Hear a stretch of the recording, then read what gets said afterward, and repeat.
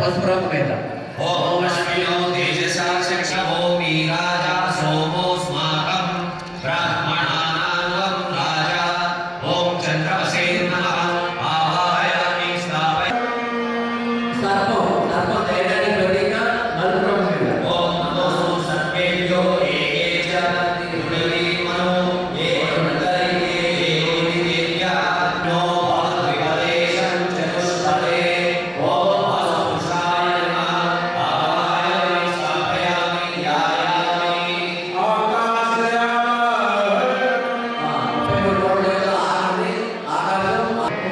ఓం పుణ్యం పుణ్యం దీర్ఘాయనస్తు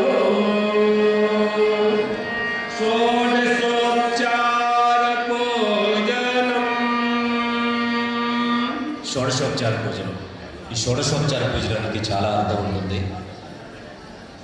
నేను 15 సంవత్సరాల క్రితం 18 సంవత్సరాలు అయిందనుకుంటా తిరుమల తిరుపతి దేవస్థానం పంతులతో కలిసి వేదం నేర్చుకున్న పంతుల్లో గాయత్రి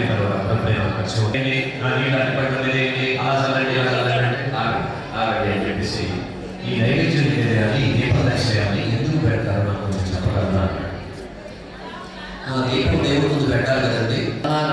భగవంతుడు మన ఇంటికి చుట్టాలు వస్తే ఎలాగైతే ఆహ్వానం చేస్తామో భగవంతుడే మన ఇంటికి వస్తుంటే ఆహ్వానం చేసి ఇంటానికి ప్రయత్నం చేసి దానివల్ల ఎక్కువ తెలుసుకుని ఎక్కడ ఎందుకు కావాలి మన పిక్కుల స్వామి ఏం చేసిందంటే పూర్వం బ్రిటిష్ వాళ్ళు వచ్చినప్పుడు అసలు మహిళలు గాయత్రి మంత్రం చేయకూడదు అని చెప్పేసి ఒక అజ్ఞానాన్ని అహంకారంతో ఒకసారి ఆయన స్వరంతో కలిపి గాయత్రి మంత్రం చేస్తే ఒక్కొక్కడు 1000 సార్లు మన పిల్లలు ముందు తరాలు వాళ్ళకి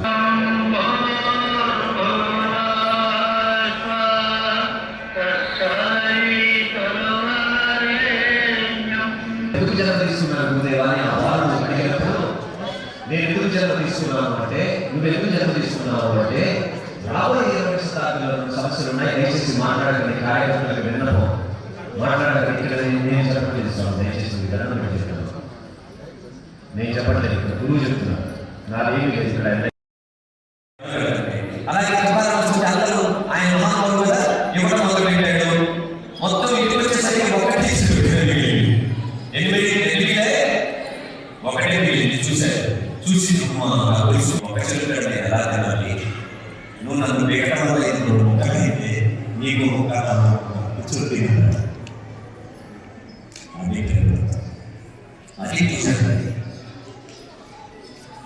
భార్య భర్తలు సంబంధం ఎలా ఉండాలంటే ఆ ప్రేమతో ఉండాలి. భార్య పక్కకు కావాలని చెరుగడ్డ తీసుకొని కొడితే ఆయన కోపాడు. ఈ ఒక్కడే ఎలా తినాలని ఆలోచిస్తున్నారు, ముక్కలేదు నీకు ముక్కలు కూర్చొని అది ప్రేమతో అది కూర్చోండి. మేము తెలుసుకోవాలి స్వామి అయిపోతుంది. ఎవరి వాడు భోజనం లేదు వెళ్ళిపోతాం. కొంచెం నేను చెప్తున్న ప్రతి మాట గురువు నేను ఇక్కడ ఎవరు గురువులు కాదు, ఇక్కడ ఎవరు గురువులు కాదు, కేవలం కార్యకర్త కేవలం కోసం. అలాగే ఎటువంటి అగ్నిలో ఏ పదార్థాన్ని వేసినా ఆయన చూసుకొని చూస్తున్నారు కదా, మొత్తం ఏమవుతుంది, మొత్తం అగ్నిలో చూసుకొని విశ్వబ్రహ్మాండాన్ని కనిపిస్తున్నాడు కదా. మరి ఎటువంటి జీవనకాలం అంటే ఏంటి? ఒక రాత్రి వర్షం పడుతుంటే ఒక ఆయన చిన్న పొలంలో చిన్న గుడిసెలో కూర్చున్నప్పుడు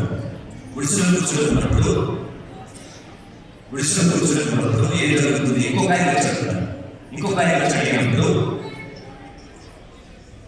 ఇక్కడ చాలా ఎక్కువ అని అన్నప్పుడు ఆలోచిస్తాడు. ఫస్ట్ ఆలోచించి అరే నేను పడుకుంటే కదా స్థలం లేదు, నేను కూర్చుంటే మన దగ్గర కూర్చోవచ్చు కదా అని చెప్పేసి ఆయన దగ్గరికి తీసుకుని కూర్చోబెట్టుకుంటారు. ఇద్దరు ఇలా కూర్చుంటారు. అసలు చూడలేదు మాట. ఇంకొక మూడు ఆయన చూపిస్తాడు. నన్ను రక్షించలేదంటే ఈ కూర్చున్నాడే నన్ను రక్షించండి కూర్చున్నాడే చూడలేదు, ఇంకెక్కడ చూడలేదు ఎక్కువ. కానీ ఇద్దరికి చూపించిన మొదటి వ్యక్తి ఆలోచిస్తాడు, నీకు నేను రక్షించాను కదా, ఆలోచించాను ఎవరికైనా రక్షిస్తాం, మన ఇద్దరు కూర్చొని ఉంటే కదా చూడలేదు, అదే మన ఇద్దరు నిల్చుంటే ఆయన కూడా పడతాడు కదా, ముగ్గురు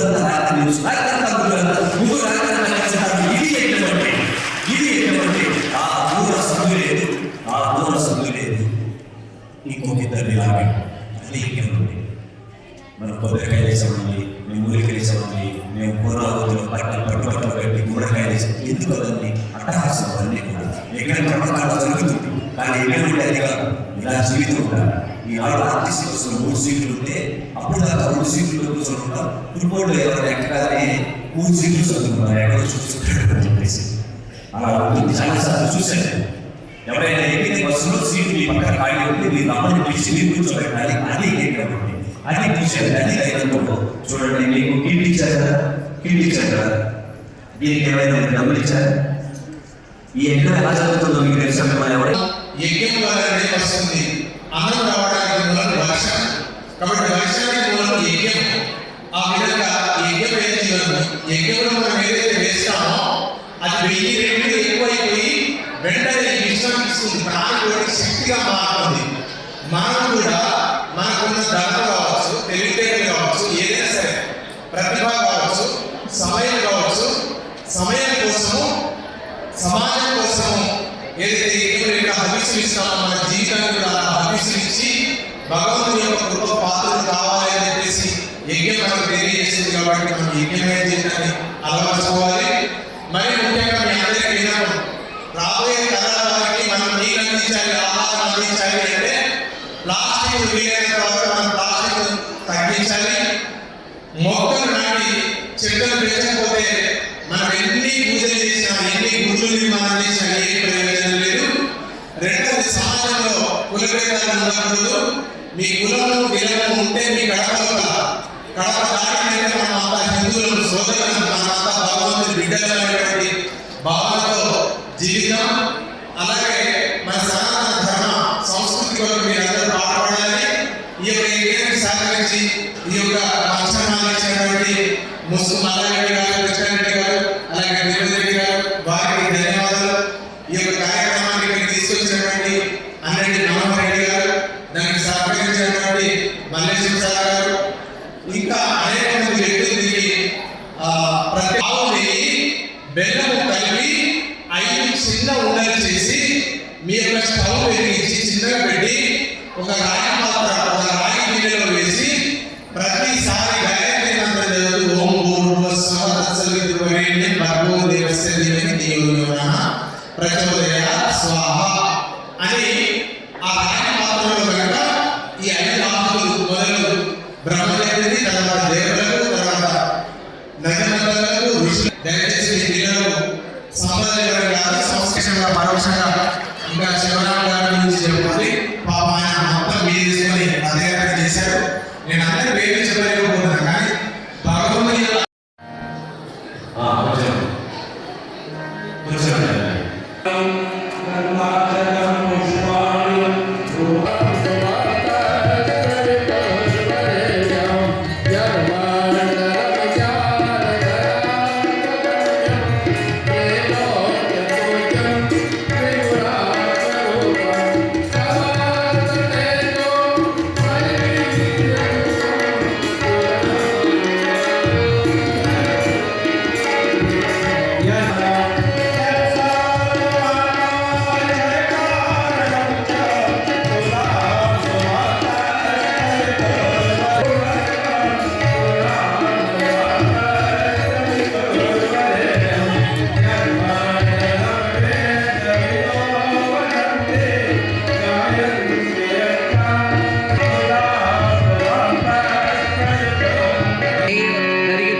నెయ్యి కూడా వడ్డించండి, ఒక్కళ్ళు మాత్రమే.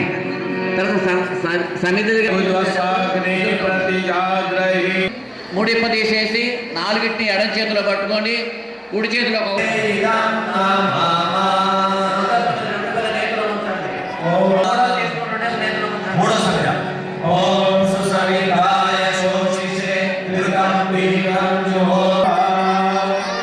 తర్వాత తూర్పు ఉత్తరం ఓం సరస్వతానుమనస్వ ఇతి ఉత్తరే. జాగ్రత్తగా పెట్టుకోండి. పిల్లలు జాగ్రత్తగా కూర్చున్న వాళ్ళు నెయ్యి గిన్నె పట్టుకోండి. అది కింద పెట్టండి. అక్కడ ఆవు నెయ్యి గిన్నె దగ్గర ఆవు నెయ్యి గిన్నె తీసి పైకి పట్టుకోండి. స్పూన్ ఉంది కదా మీ దగ్గర, స్పూను లేదా అక్కడ చెక్క పాత్ర ఉంటుంది చూడండి, గుంటండి అక్క చూపిస్తుంది. ఓం ఇంద్రాయ స్వాహ ఇదం వాయువే ఇదం నమః. ఓం స్వాహ స్వాహ ఇదం సూర్య సూర్యాయ ఇదం నమః. కర్పూరం వెలిగించి వేయండి అమ్మా. అలాగే కొన్ని కొట్టిన సమితులు ఉన్నాయి. గిన్నెల్లో హవల్ పొడి ఉంది చూడండి, గుప్పెడు వేయొద్దు మీరు. ఆ హవల్ పొడిని చూడండి, భగవంతుడికి గోముద్ర ఇక్కడ చూపిస్తున్నారు.